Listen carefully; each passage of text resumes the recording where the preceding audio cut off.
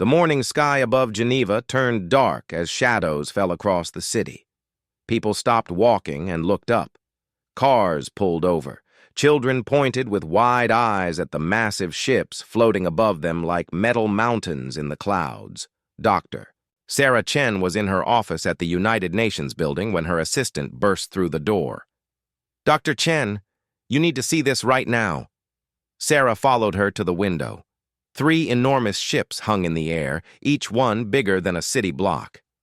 They were silver and smooth with no visible engines or weapons. They just floated there, silent and beautiful. "How long have they been there?" Sarah asked. "About 10 minutes.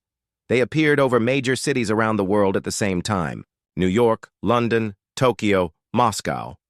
All at once." Sarah felt her heart racing.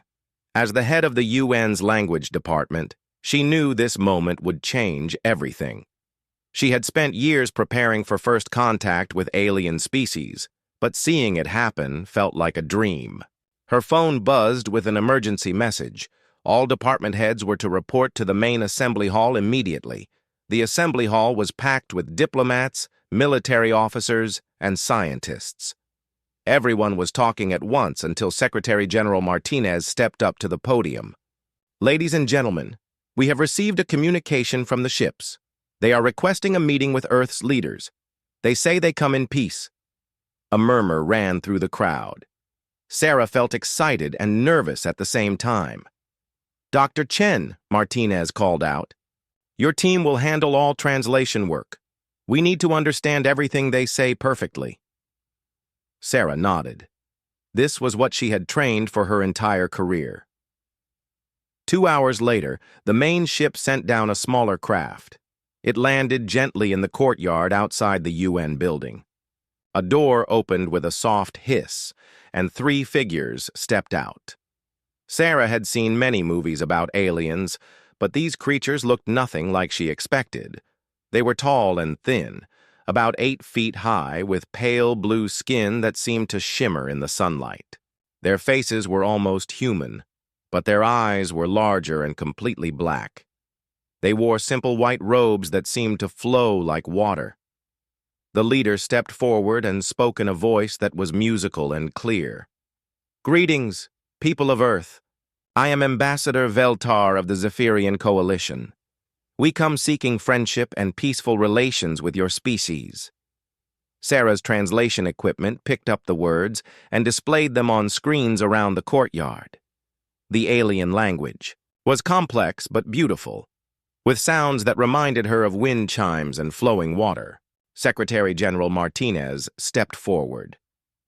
"Welcome to Earth, Ambassador Veltar. We are honored by your visit." Veltar smiled, showing teeth that were perfectly white and sharp. "The honor is ours. We have traveled far to meet the people of this small but interesting world." Over the next few days, the aliens shared amazing gifts with humanity. They showed Earth's doctors how to cure diseases that had killed millions of people.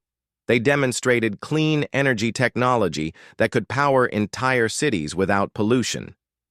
They offered to share knowledge about space travel and science that was thousands of years ahead of human understanding. World leaders were amazed and grateful. President Williams of the United States called it the greatest day in human history. The Chinese premier spoke of a golden age of cooperation. Even the most suspicious military generals seemed impressed by the aliens' generous offers. But Sarah noticed something strange during the translation sessions. The Zephyrians' words were friendly and kind, but sometimes their tone of voice didn't match what they were saying. When they complimented human achievements, there was something in their voices that sounded almost like they were talking to children. She mentioned this to her assistant, Dr. James Park. "James, listen to this recording from yesterday's meeting. Tell me what you hear." James put on headphones and listened carefully. After a few minutes, he frowned. "There's something odd about the way they say certain words. It's like they're trying not to laugh." That's what I thought too. But maybe we're reading too much into it. Their language is so different from ours. During the 3rd day of meetings, Sarah was working late in her office when she heard voices in the hallway. The building was supposed to be empty except for security guards. She looked out and saw 3 Zephyrians walking past, talking quietly among themselves. Sarah quickly activated her recording equipment and listened through her headphones. The aliens were speaking in their own language, not the simplified version they used with humans. Her computer translated their words. "These creatures are even more primitive than we expected," one of them said. "Did you see how excited they got over our basic medical scanners? They acted like we had given them magic," another replied. "The energy demonstrations were amusing too. They think our children's toys are revolutionary technology," the third one added with what sounded like laughter. Sarah felt her blood turn cold. She kept listening. "How long do we have to keep pretending to respect them?" the first alien asked. "Just until we finish mapping their resources and population centers. The council wants a complete survey before we begin the next phase. I still can't believe they actually think we want to be friends with them. Do they really believe a species that can't even leave their own solar system has anything to offer us?" The voices faded as the aliens moved away. Sarah sat in her chair, shaking. Everything about the peaceful first contact was a lie. The Zephyrians weren't here to help humanity. They were studying Earth, like scientists studying insects. She immediately called Admiral Rodriguez, the military liaison assigned to the alien contact team. "Admiral, I need to meet with you right away. It's urgent." "Dr. Chen, it's almost midnight. Can't this wait until morning?" "No, sir. I've discovered something about our visitors that changes everything."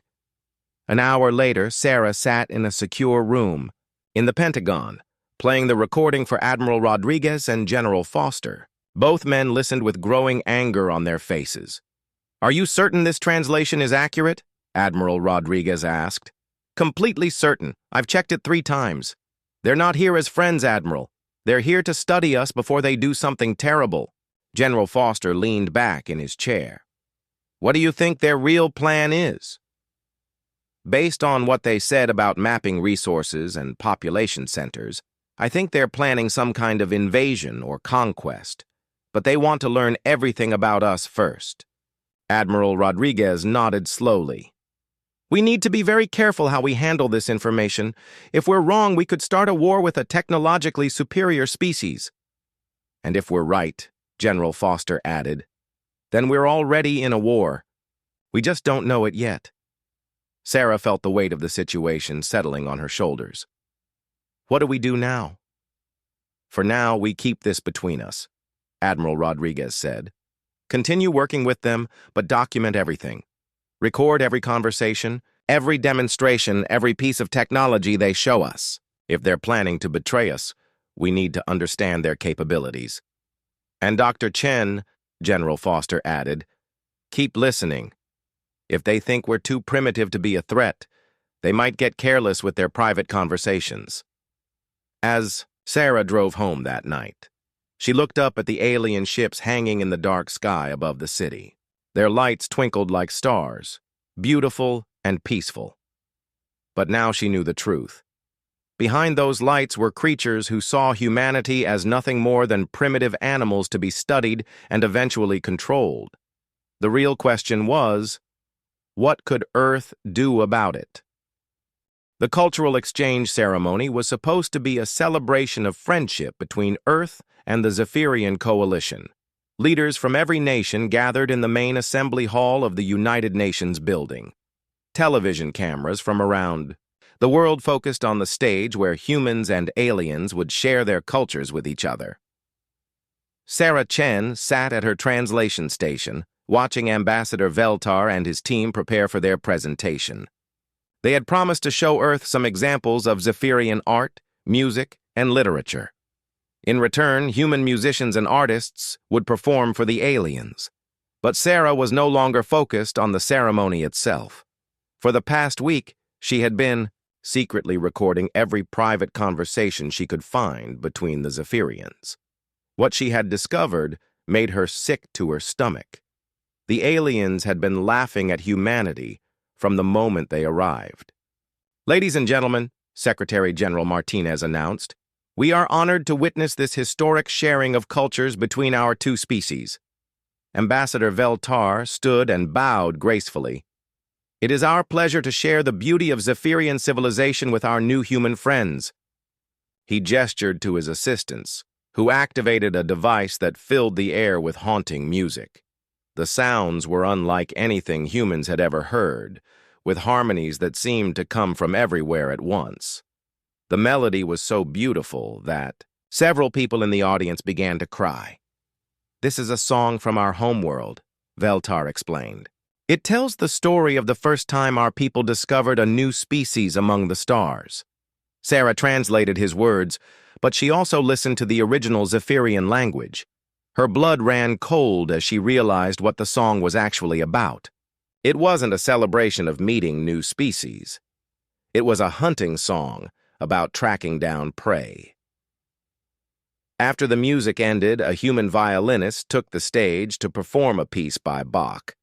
The alien delegation listened politely, but Sarah could see them, exchanging glances. Through her hidden microphone, she heard one of them whisper, "How charmingly primitive, like listening to a child bang on pots and pans." The ceremony continued for 2 hours. Human dancers performed traditional folk dances from different cultures. The aliens watched with what appeared to be respectful interest, but their private comments told a different story. "Look how they move their bodies," one alien muttered. "So crude and uncontrolled." "At least they're entertaining," another replied, "like watching trained animals in a zoo." "The council will be amused by these recordings," a third alien added. Sarah felt her hands shaking as she typed out the official translations. She wanted to stand up and tell everyone what the aliens were really saying, but Admiral Rodriguez had ordered her to stay quiet until they had more evidence. After the ceremony ended, Sarah was packing up her equipment when Dr. James Park approached her. "Sarah, did you notice anything strange about the aliens' reactions today?" "What do you mean?" "They seemed to be enjoying themselves, but not in the way you'd expect. It was like they were watching a comedy show instead of a cultural exchange." Sarah looked around to make sure no one was listening. "James, I need you to do something for me. Can you work late tonight?" "Sure. What do you need?" "I want you to help me set up some additional recording equipment. There's something going on that the other officials need to know about." That night, Sarah and James installed tiny microphones and cameras throughout the building. The devices were so small they looked like dust particles, and they transmitted everything wirelessly to Sarah's computer. The next morning brought even more disturbing discoveries. Sarah arrived early at her office and checked the recordings from the previous night. The aliens had held a private meeting in one of the conference rooms, thinking they were completely alone. "The mapping phase is proceeding ahead of schedule," Ambassador Veltar told his team. "We now have detailed scans of their major cities, military installations, and resource centers." "What about their technology assessment?" another alien asked. "Completely laughable," Veltar replied. "Their most advanced weapons are like children's toys compared to our basic defensive systems. Their space technology is so primitive, they can barely reach their own moon." "And their social structure? Chaotic and divided. They can't even agree on how to govern one small planet. When the time comes, they'll be easy to control." Sarah's hands trembled as she listened. The aliens weren't just studying Earth's technology and resources. They were planning a complete takeover. "The humans actually believe we respect them," one alien said with clear amusement in his voice. "Did you see how proud they were of their little violin performance yesterday?" "The dancing was even worse," another replied. "I've seen more graceful movement from dying insects." "At least they're enthusiastic," Veltar said. "Their eagerness to please will make the transition easier when we implement the new administration. How long until we begin the next phase?" "The Council wants to complete the psychological profile studies first. We need to understand exactly how these creatures will react to different types of pressure. Some species fight back when cornered. Others simply give up. We need to know which type humans are." Sarah stopped the recording and immediately called Admiral Rodriguez. "Admiral, we need to meet right now. I have proof of their real intentions." 30 minutes later, Sarah sat in the same secure Pentagon room with Admiral Rodriguez and General Foster. This time, they had also brought in CIA Director Thompson and NSA Chief Williams. Sarah played the recordings while the military leaders listened with growing anger. "They're planning to take over the entire planet," General Foster said when the recording ended. "It's worse than that," Sarah replied. "They're studying us like lab rats to figure out the best way to control us. This whole diplomatic mission is just a psychological experiment." Director Thompson leaned forward. "How long do we have before they move to the next phase?" "Based on what I've heard, they want to finish their studies first. Maybe a few weeks, maybe a few months, but they're definitely planning something." Admiral Rodriguez stood up and began pacing. "We need to start preparing our defenses immediately, but we have a problem. Their technology is far more advanced than ours." "Maybe not. As advanced as they think," Sarah said. "I've been listening to their technical discussions too. They keep talking about how primitive our technology is, but they've also made some mistakes." "What kind of mistakes?" "They assume we're too stupid to understand their equipment, but our scientists have been studying everything they've shown us. Dr. Patterson from MIT thinks he's figured out how their energy systems work." NSA Chief Williams looked up from his notes. "Are you saying we might be able to build weapons that could actually hurt them?" "I'm saying they've been so busy laughing at us that they haven't been careful about hiding their weaknesses." General Foster smiled for the first time since the meeting began. "These aliens have made the same mistake that every conqueror in history has made. They underestimated their enemy." "There's something else," Sarah added. "From their private conversations, I think they've done this before. They've conquered other planets using the same method. They arrive talking about peace and friendship, study the local species, then take over. Which means other species have fallen for the same trick," Admiral Rodriguez said. "But it also means they have a pattern," Director Thompson pointed out. "Patterns can be broken." CIA Director Thompson closed his folder. "Dr. Chen, I want you to continue monitoring their communications. Document everything they say about their technology, their plans, and their home civilization." Admiral Rodriguez.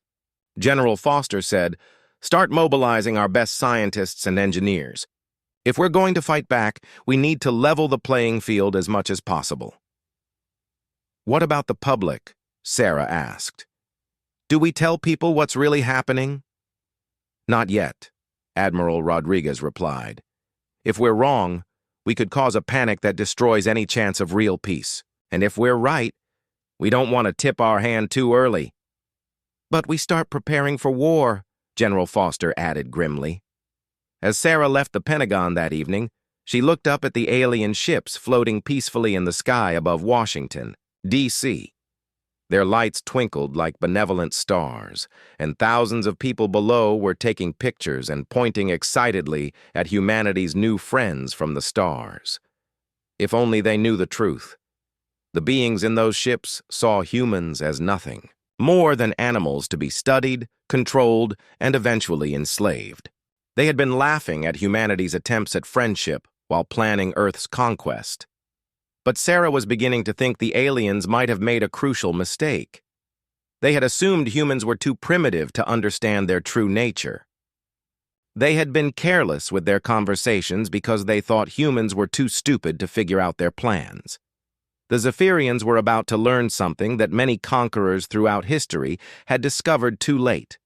Sometimes the most dangerous enemy is the one you underestimate. Deep beneath the Colorado Mountains, in a facility that didn't exist on any official maps, humanity's greatest minds were working around the clock.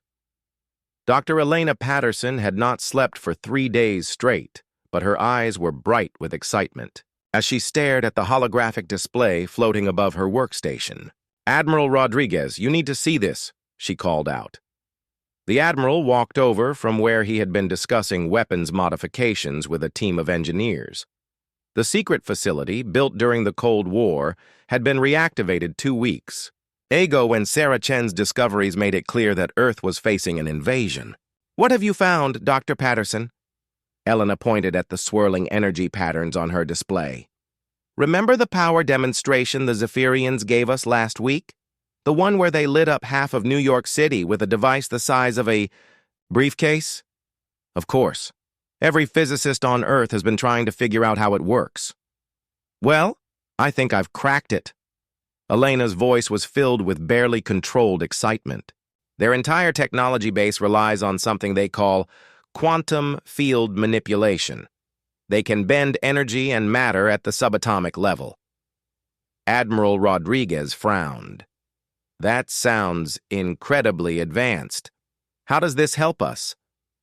"Because they've made their technology too perfect," Elena explained. "Their quantum fields are so precisely calibrated that they're actually quite fragile. A properly tuned electromagnetic pulse could disrupt their entire system." "EMP weapons? We've had those. For decades. Not regular EMPs. This would need to be much more sophisticated. But here's the beautiful part. They don't think we're smart enough to figure this out. They've been showing us their technology, assuming we're too primitive to understand it." Elena pulled up another display, showing detailed scans of the alien ships. Dr. Chen's translation work has been invaluable. When the Zephyrians talk to each other about their systems, they use technical terms that reveal exactly how their equipment functions. "They've been accidentally teaching us how to defeat them?" "Exactly. They think they're speaking a language we can't possibly comprehend, but Dr. Chen has been recording everything. Combined with our observations of their demonstrations, we've been reverse engineering their technology." Admiral Rodriguez felt a grim smile spreading across his face. "What else have you discovered?" "Their ships' hulls are made from a self-repairing metal that responds to quantum commands. But if you disrupt the quantum field, the metal becomes brittle as glass.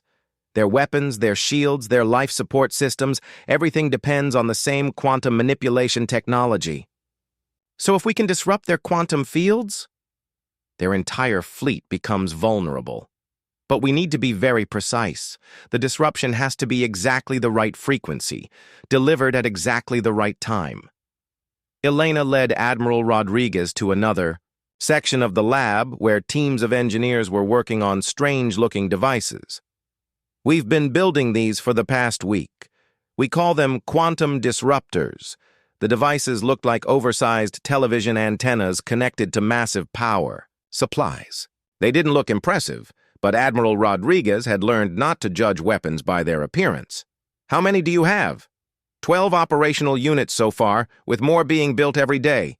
We're installing them in strategic locations around the globe. The plan is to coordinate a simultaneous strike that will disable their entire fleet at once." "What about their ground forces?" "That's where it gets interesting," Elena said, pulling up files on her computer. "From Dr. Chen's intelligence, we know the Zephyrians have conquered 12 other worlds using the same strategy. They always rely on technological superiority to control local populations, meaning they've never had to actually fight a real war." "Exactly. They're used to dealing with species that surrender as soon as they see advanced technology. They've never faced an enemy that fights back with anything approaching equal weapons." Admiral Rodriguez nodded thoughtfully. "So they have superior technology but no real combat experience. Meanwhile, humans have been fighting wars for thousands of years. We've developed tactics, strategies, and weapons designed specifically for fighting other humans who are just as smart and determined as we are." Elena brought up a new display showing human military installations around the world. General Foster has been secretly mobilizing forces for 2 weeks now. The Zephyrians think our military is primitive, so they haven't been watching our troop movements carefully. They're about to learn that primitive doesn't mean ineffective. "There's something else," Elena added. Dr. Chen discovered that the Zephyrians have a rigid social hierarchy. They follow orders without question and never adapt their plans once they've been made. Their efficiency is also their weakness. Humans are chaotic and unpredictable, which drives them crazy. In their private conversations, they keep complaining about how impossible it is to predict human behavior. They're used to species that follow logical patterns. Admiral Rodriguez walked over to a window that looked out over the hidden facility. Hundreds of scientists and engineers were working on projects that would have seemed like science fiction just a month ago. How long until we're ready? The quantum disruptors will be in position within 3 days. But Admiral, there's something you should know. We only get one chance at this. If our first strike fails, they'll adapt their defenses, and we won't be able to surprise them again. Then we better make sure it works. Meanwhile, 3,000 miles away in New York, Dr. Sarah Chen was sitting in her UN office, listening to the latest Zephyrian communications. The aliens were becoming more careless with their private conversations, and what she was hearing made her blood run cold. The psychological studies are complete, Ambassador Veltar was saying to his team. Humans respond to authority and fear in predictable ways. The Council has approved moving to Phase 2. When do we begin? Another alien asked. 3 days. From now, we'll start with a demonstration of power to show them resistance is futile. The plan is to disable their primitive communication networks and destroy a few military installations. What about casualties? Keep them minimal for now. Dead humans are less useful than terrified ones. Once they surrender, we can begin the population relocation and resource extraction. Sarah immediately called Admiral Rodriguez. Admiral, they're moving to Phase 2 in 3 days. They're planning to attack our communications and military installations. Perfect. Timing, the Admiral replied. We'll be ready for them. There's more. They mentioned something called population relocation. I think they're planning to use humans as slave labor. Not if we stop them first. Dr. Chen, I want you to stay close to the aliens for the next 3 days. Keep monitoring their communications. But be ready to get to safety when the shooting starts. Admiral, are we really going to win this? There was a pause before Rodriguez answered. Dr. Chen, the Zephyrians have made 2 critical mistakes. First, they underestimated human intelligence. Second, they underestimated human stubbornness. What do you mean?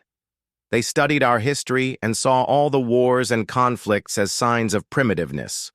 But what they didn't understand is that those same wars taught us how to fight against impossible odds. Humans don't give up even when we should. They're about to learn that the hard way. They think they're dealing with a primitive species that will roll over and surrender when faced with superior technology. Instead, they're about to fight a species that has been preparing for war since the day we first picked up a stick and used it as a weapon. Sarah felt a surge of hope for the first time in weeks. What should I do when the attack begins? Document everything.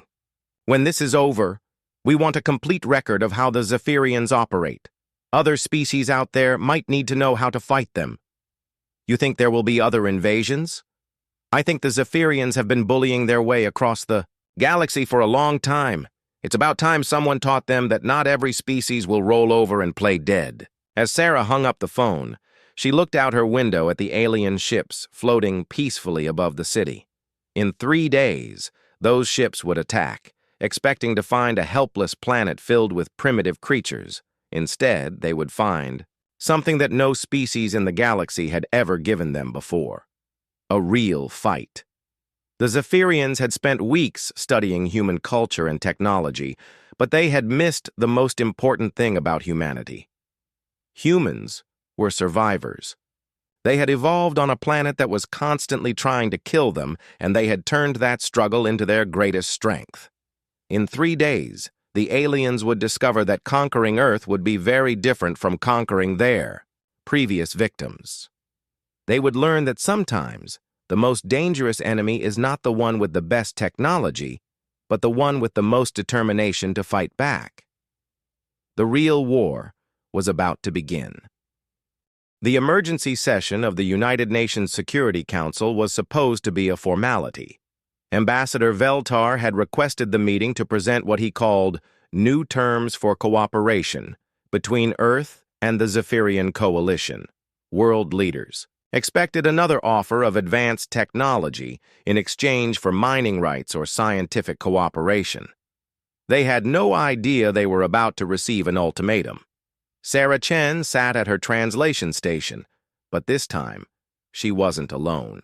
Hidden throughout the assembly hall were dozens of recording devices that would capture every word for analysis. Admiral Rodriguez sat in the observer section, looking calm despite knowing that humanity's future would be decided in the next hour. Ambassador Veltar entered the hall with 6 other Zephyrians, more than he had ever brought to a meeting before. They moved with a different attitude than usual, more confident, almost arrogant. The subtle mockery that Sarah had been detecting in their voices was gone, replaced by open condescension. "Honored leaders of Earth," Veltar began, his voice carrying easily through the silent hall. "We have completed our initial assessment of your world and your species. It is time to discuss the future relationship between our civilizations." Secretary General Martinez nodded politely.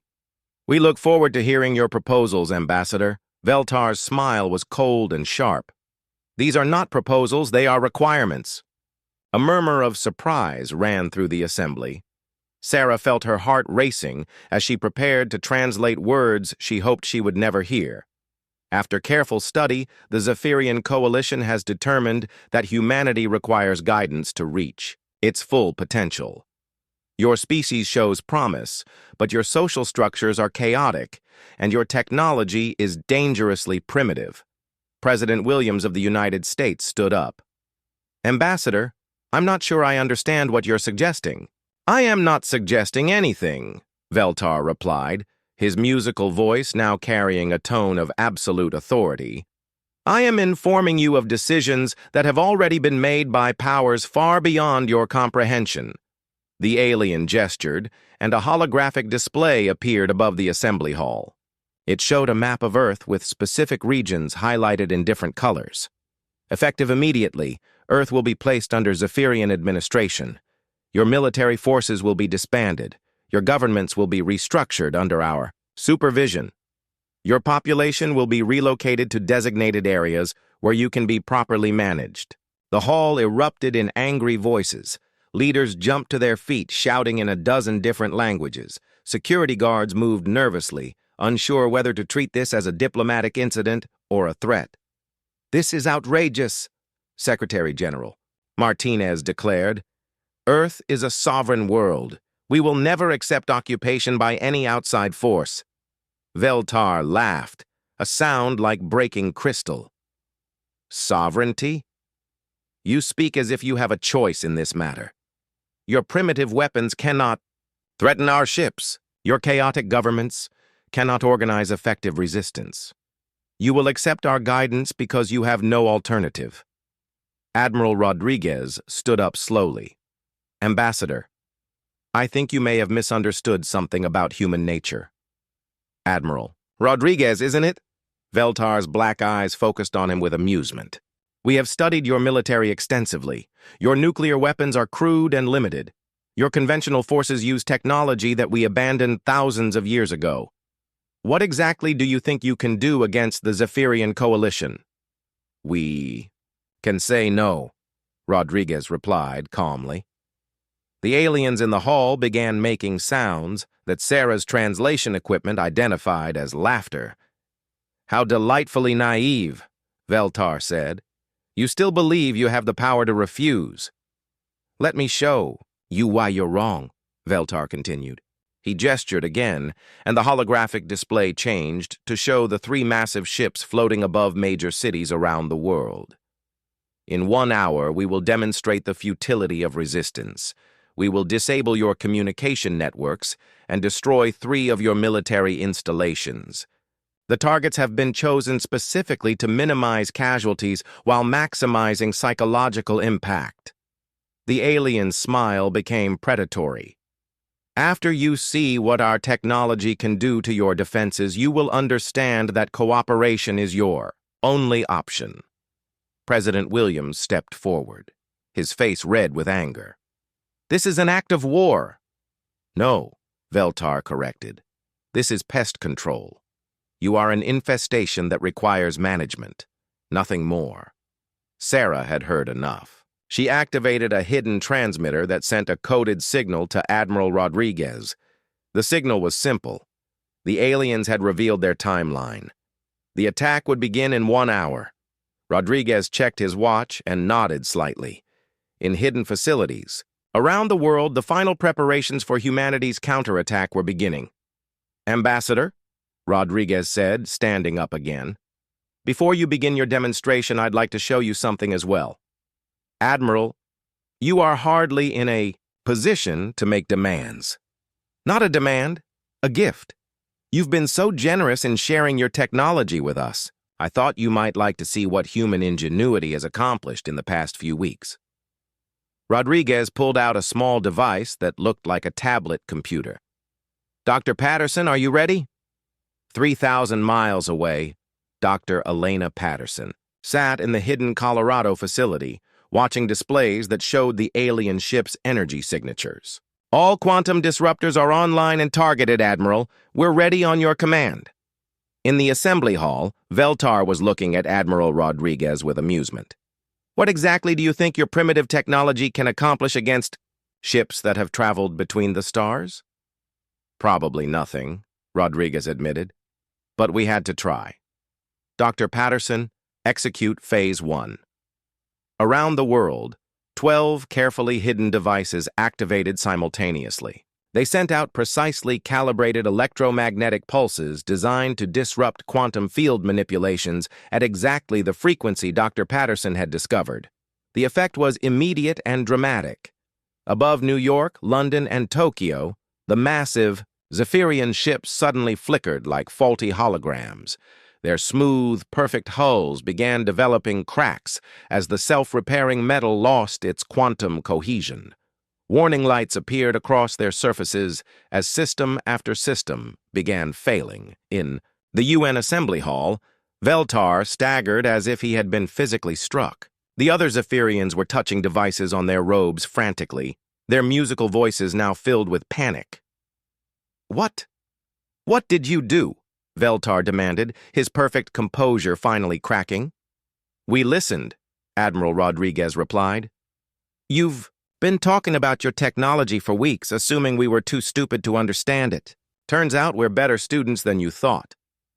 Sarah watched as the alien ships in the sky began losing altitude. They weren't crashing, but they were clearly struggling to maintain their positions.